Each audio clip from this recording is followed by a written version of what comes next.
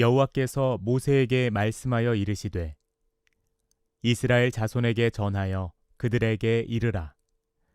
남자나 여자가 특별한 서원 곧 나실인의 서원을 하고 자기 몸을 구별하여 여호와께 드리려고 하면 포도주와 독주를 멀리하며 포도주로 된 초나 독주로 된 초를 마시지 말며 포도즙도 마시지 말며 생포도나 건포도도 먹지 말지니 자기 몸을 구별하는 모든 날 동안에는 포도나무 소사는 씨나 껍질이라도 먹지 말지며 그 서원을 하고 구별하는 모든 날 동안은 삭도를 절대로 그의 머리에 대지 말 것이라.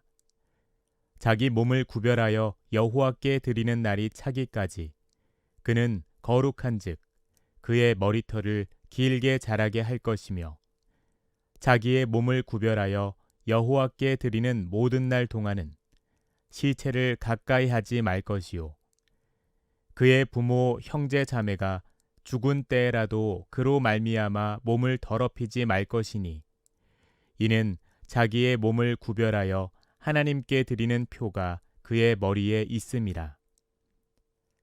자기의 몸을 구별하는 모든 날 동안 그는 여호와께 거룩한 자니라. 성경에 보면 나실인으로 굉장히 유명한 사람들이 몇 있습니다. 특별히 삼손이 있죠. 삼손은 나기 전부터 천사가 나타나서 자녀를 낳으면 이렇게 키워라 라고 말씀해 주시는데 그게 오늘 민수기에 나오는 이 나실인의 법과 동일한 것을 알 수 있습니다. 이 나실인이라는 단어는 히브리어 동사 중에 나지르라는 동사가 있습니다. 구별하다, 거룩하게 구별하다, 아니면 이렇게 나누다라는 뜻을 갖고 있는데 다른 말로 하면 하나님 앞에 구별된 자, 그리고 성별되어서 하나님께 바쳐진 사람이다라는 뜻을 갖고 있습니다. 세상적인 욕망을 끊어버리고 자기를 구별해서 하나님께 헌신하기로 서원한 사람을 가리킵니다. 삼손 같은 사람만 나실인이 아니라 오늘 6장 2절 말씀에 보니까 남자나 여자나 특별한 서원, 하나님께 성별 분문하고 내가 하나님께 좀 거룩하게 구별된 삶을 살겠다라고 서원을 한 사람은 이렇게 나실인으로서 살 수 있었습니다. 오늘 본문에서처럼 출애굽 제2년 2월 초에 시내의 광야에서 하나님께서 모세를 통하여서 계시하였고 또 하나님께 헌신하고 봉사하기 위해서 자신을 구별시킵니다. 레위 지파는 하나님께서 특별히 이스라엘 자손의 장자, 첫 번째 낳은 사람들을 대신하여서 그 사람들을 받으셨지만 이것은 레위인을 제외한 다른 사람들도 내가 하나님께 헌신하여서 드리는 삶을 살고 싶습니다 하면 그렇게 하나님 앞에 봉사하고 섬길 수 있는 사람이 되는 것입니다. 이 서원은 본인 자신이 할 수가 있고 부모가 할 수 있습니다. 그래서 한나 같은 경우에는 어떡합니까? 하나님 저에게 자녀를 주시면 이 자녀를 하나님께 바치겠습니다 하고 부모님이 자녀를 대신해서 이렇게 하나님께 서원한 경우도 있습니다. 혹은 아까 말씀드렸던 삼손처럼 하나님이 직접 얘는 내가 쓸 거야, 그러니까 너희 부모들은 얘를 이렇게 나신으로 키워 라고 하나님이 직접 택하실 수도 있는 것입니다. 본인이 서원할 수도 있고 부모가 서원할 수도 있고 또 하나님께서 직접 지명할 수도 있다라는 말씀입니다. 하나님께서 쓰시고자 하면 또 하나님께 드려지고자 하면 누구나 될 수 있습니다. 그러나 아무렇게나 되는 것은 아닙니다. 나 하나님께 드림받고 하나님께 헌신하겠습니다 라고 하면 그런 헌신하는 일을 하고 섬기는 일만 하는 것이 아니라 오늘 나와 있는 것처럼 세 가지를 지켜야 합니다. 그것이 무엇입니까? 첫 번째, 포도나무 소산 및 독주를 금할 것 말씀하십니다. 3절 말씀에 포도주와 독주를 멀리하며 포도주로 된 초나 독주로 된 초를 마시지 말며 포도즙도 마시지 말며 이렇게 나와 있습니다. 그리고 두 번째로 머리털을 깎지 말라고 합니다. 6장 5절 말씀 제가 읽어드리겠습니다. 그 서원을 하고 구별되는 모든 날 동안은 삭도를 절대로 그의 머리에 대지 말 것이라. 그 머리카락에 칼을 대지 말고 길러라 말씀하십니다. 그리고 세 번째로는 6장 6절에 뭐라고 말씀하십니까? 자기 몸을 구별하여 여호와께 드리는 모든 날 동안은 시체를 가까이 하지 말아라 말씀하고 있습니다. 누구나 서원하여 하나님께 드릴 수 있고 헌신할 수 있지만 아무렇게나 하는 것이 아니라 이런 규례들을 스스로 지키면서 하나님 앞에 거룩하게 구별된 삶을 살아야 하는 것입니다. 그러면 구약 성경에 나와 있는 나실인이 그럼 우리 예수님 믿는 사람하고 무슨 상관이 있을까 생각해 보았습니다. 우리는 예수님의 피로 거룩하게 구별된 사람들입니다. 하나님께서 수많은 이 땅의 사람들 중에 우리를 택하셔서 부르셨습니다. 마치 삼손을 나실인 삼듯이 그렇게 했습니다. 그래서 사도 바울 선생님은 로마서 12장 1절 말씀에 뭐라고 말합니까? 그러므로 형제들아 내가 하나님의 자비하심으로 권하노니 너희 몸을 거룩한 산 제물로 드리라. 이는 너희가 드릴 영적 예배니라. 우리가 즉 거룩한 산 제물, 하나님께 나실인으로서 구별되어서 영적인 삶을 살아드리는 것, 그것이 우리의 삶이다 라고 사도 바울 선생님 말씀하십니다. 그러니 여기에 있는 그 세 가지 지켜야 될 것들을 생각해 보면서 과연 우리는 어떤 측면에서 하나님께 구별된 삶을 살 수 있는 영적인 나실인이 될 수 있을까 은혜를 나눠보고자 합니다. 첫 번째, 아까도 말씀드렸다시피 나실인이 포도주와 독주를 멀리해야 한다고 하는데 이것은 어떤 의미가 있는가? 즉 성도의 삶은 어떤 삶? 절제하는 삶을 살아야 한다. 포도주를 마실 수도 있습니다. 포도즙까지 먹지 말라고 하니까요. 포도에서 나온 거 먹지 말라고 하니까요. 그걸 먹을 수는 있지만 먹지 말아야 합니다. 절제해야 한다라는 것입니다. 하나님을 온전하게 섬기기 위해서 절제하라고 합니다. 이것은 나실인만 해당하는 것이 아니라 아까도 제가 말씀드렸다시피 이스라엘 중에 레위 지파를 하나님께서 택하셨을 때 레위 지파 사람이 제사장의 직무를 행하려고 하면 레위기 10장 9절에 뭐라고 말하냐면 성막에 들어갈 때 포도주와 독주를 마시지 말라라고 말합니다. 취한 상태에서 알딸딸한 상태에서 제사장의 직무를 하면 되겠습니까? 안 되겠습니까? 안 되겠죠. 온전한 마음과 온전한 몸, 건전한 생각과 건전한 영을 가지고 하나님 앞에 나아가도록 하기 위해서 포도주와 독주를 제사장들이 금하였습니다. 그렇기 때문에 나실인들도 하나님 앞에 나아갈 때 그런 것들로 자기를 무너뜨리거나 흔들거나 하는 것이 아니라 그런 것들을 멀리하여서 하나님 앞에 좀 더 온전한 모습으로, 하나님 앞에 좀 더 순수하고 순전한 모습으로 서게 하기 위함이 첫 번째의 목적입니다. 그리고 두 번째는 또 어떤 의미가 있느냐? 이 포도주와 독주는 세상의 죄의 유혹 이런 것들과 의미가 같습니다. 모든 육체적인 유혹, 저거 마시면 기분 좋아지잖아, 저거 마시면 맛이 있잖아.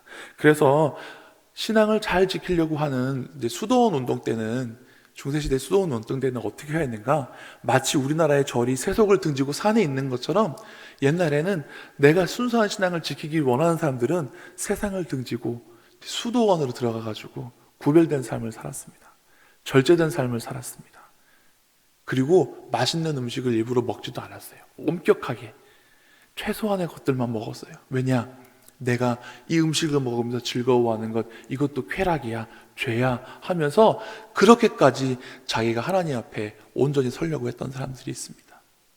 즉, 이 포도주와 독주를 금하는 것은 내가 세상 유혹, 세상 쾌락보다 누구를 더 기뻐하고 즐거워하기 위한 것인가? 하나님을 즐거워하겠습니다 라고 말하는 것입니다. 하나님은 우리를 얼마나 사랑하시는가? 스바냐서에 말씀하시잖아요. 내가 너를 인하여 기쁨을 이기지 못하여 말씀하십니다.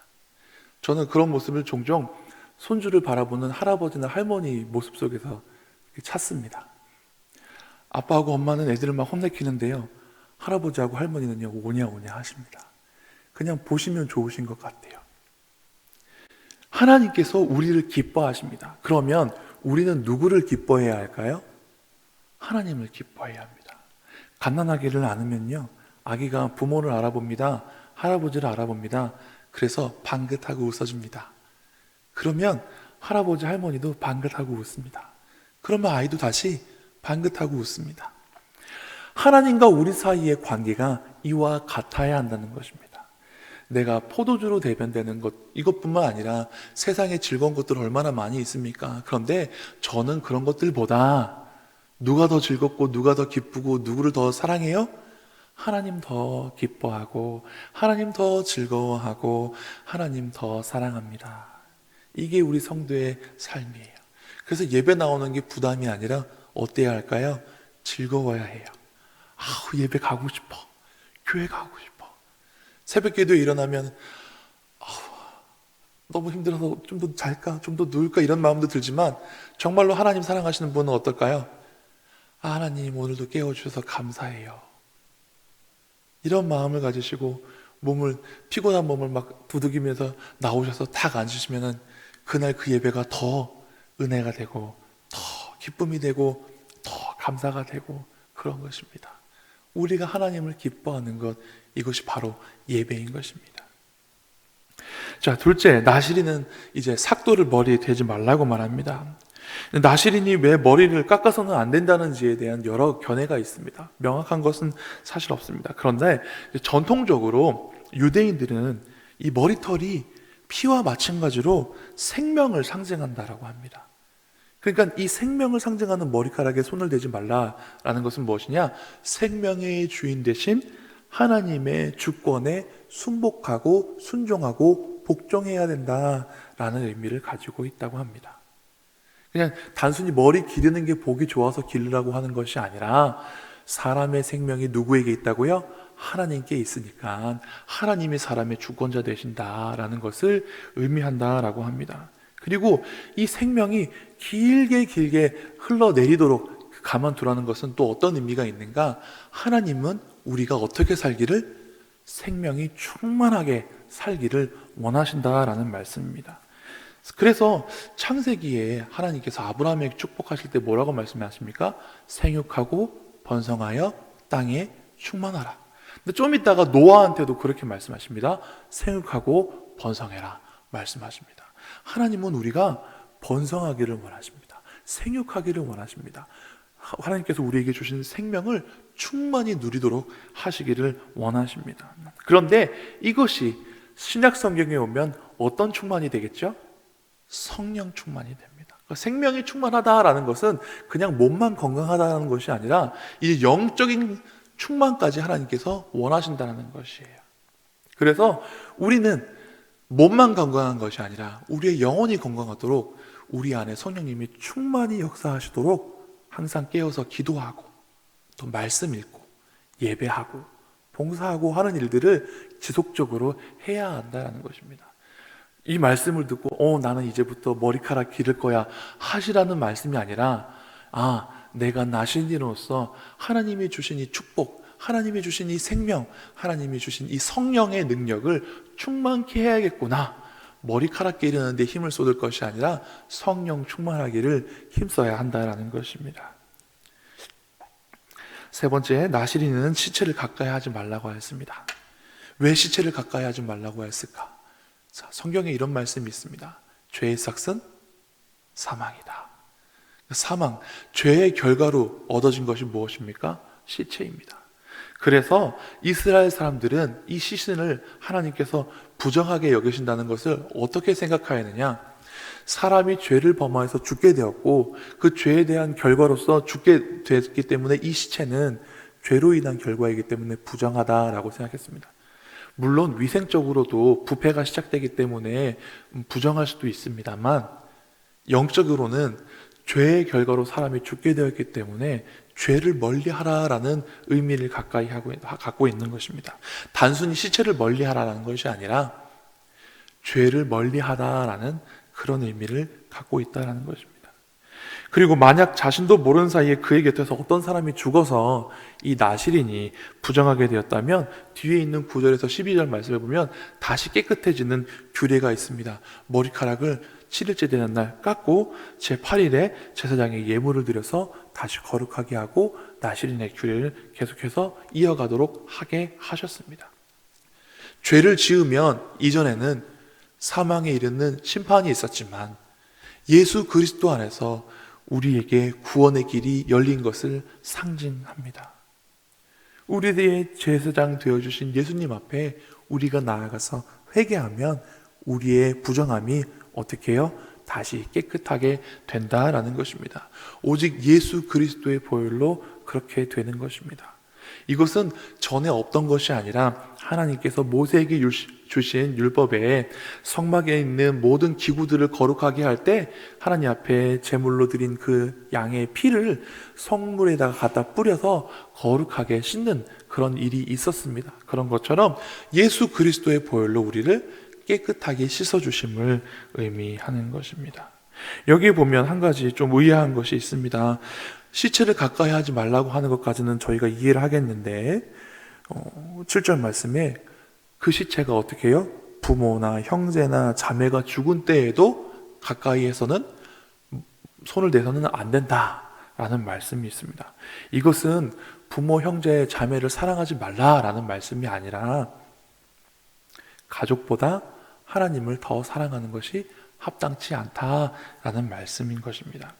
마태복음 10장 35절 36절에 보면 아버지나 어머니를 나보다 더 사랑하는 자는 내게 합당하지 아니하고 아들이나 딸을 나보다 더 사랑하는 자도 내게 합당하지 아니하며 또 자기 십자가를 지고 나를 따르지 않는 자도 내게 합당하지 아니하니라 하고 예수님 말씀하셨어요.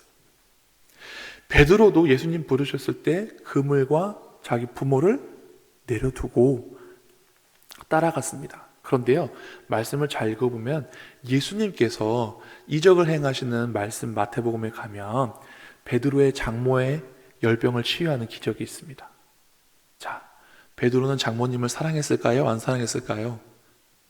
사랑했으니까 예수님 따라온다고 하였어도 자기 장모님 아픈 거 알고 예수님 모시고 가서 고쳤죠. 그러면 장모님 사랑하는 베드로는 아버지하고 어머니는 안 사랑했을까요? 사랑했겠죠. 열병이 안 걸려서 아프시지 않았으니까 안 모시고 갔겠죠. 그러니까 베드로는 부모님을 사랑했습니다. 그렇지만 예수님을 더 사랑했다라고 보는 거예요.